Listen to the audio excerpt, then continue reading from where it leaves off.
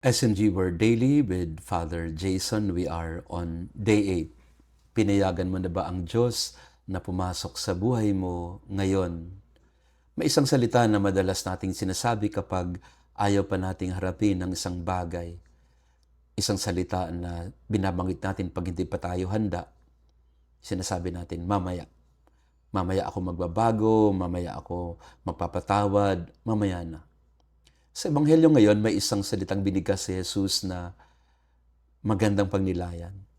Semeron sa wikang Griego, hodie sa wikang Latin, today in English, ngayon sa ating wika.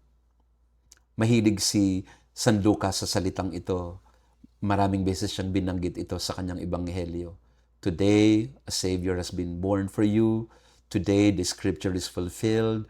Today, salvation has come to your house. Today, you will be with me in paradise. Marami sa atin nagsasabi, mamaya na.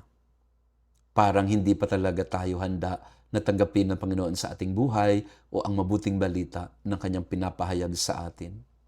Ngunit sa Ebanghelyo, hinikaya tayo ng Panginoon na ngayon na, kahit hindi ka pa handa, kahit sugatan ka, kahit magulo pa, kahit pagod ka, marami sa ating pinagpapaliban ng pagtanggap sa Panginoon para baguhin tayo sa ating buhay. Pero sa araw na ito, hinahamon tayo ng Panginoon.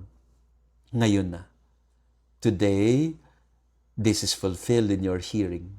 Sa araw na ito, ngayon ang oras ng pagbabalik, ngayon ang oras ng pagbubukas ng sarili, ngayon ang oras ng pagtanggap sa mabuting balita.